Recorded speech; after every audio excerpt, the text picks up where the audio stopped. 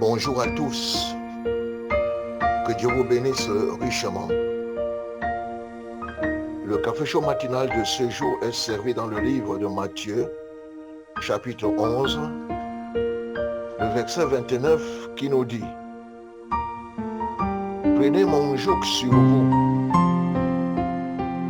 et recevez mes instructions, car je suis doux et humble de cœur, et vous trouverez du repos pour vos âmes. » C'est merveilleux. Nos parents élevaient les moutons et les chèvres, le petit bétail. Si on n'attachait pas ces bêtes là où il y avait de l'herbe pour qu'elles broutent, on les laissait divaguer.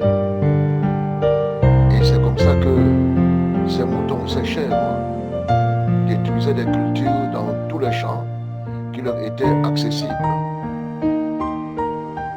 Mais pour les empêcher de faire ces dommages, nos parents coupaient une branche d'arbre en V, en fourche, et y mettaient horizontalement un bâton sur cette fourche suspendu au cou de la bête, ce qui l'empêchait de pénétrer dans les pistes qui mènent au champ. La bête était obligée de rester couchée dans la cour à longueur de journée et ne pouvait brouter que les herbes autour des maisons, parce que le long bâton qu'on a attaché à la fourche, qui est suspendu sur son cou, ne lui permettait pas d'entrer à travers les pistes des champs pour aller détruire les cultures. Tu pouvais vraiment apprécier ces bêtes. Mais alors, si tu fais l'erreur d'enlever ce joug, tu vas le regretter. Ok. C'est comme ça que Dieu fait avec le chrétien. Dieu se plaît de mettre son joug, qui est le Saint-Esprit, sur le cou du chrétien.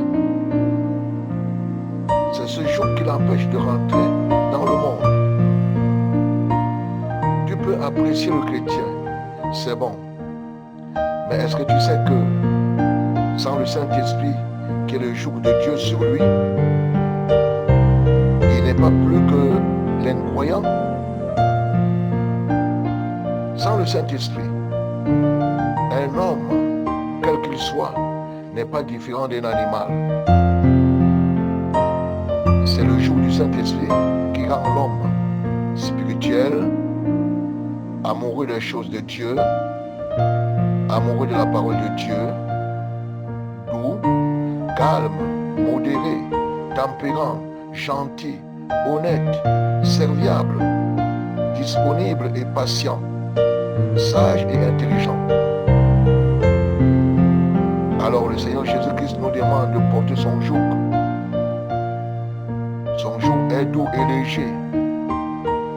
Si nous recevons ces instructions, nous aurons le repos de nos âmes. Nous ne devons pas porter un joug étranger.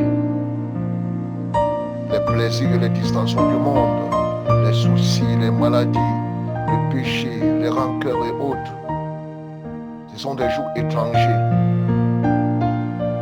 Le joug du Saint-Esprit nous rend libres. Le joug de Jésus nous donne la victoire sur notre chair, sur le monde, victoire sur le péché, sur l'enfer et sur toutes les hordes démoniaques. Le joug de Jésus, le Saint-Esprit nous donne la joie, la paix, l'amour et le bonheur. Le joug du Saint-Esprit empêche la chair de nous assujettir à ses passions. Le joug du Saint-Esprit calme toutes nos tempêtes intérieures et extérieures. C'est vrai. Porter le joug de Jésus, le Saint-Esprit, c'est le repos de l'âme.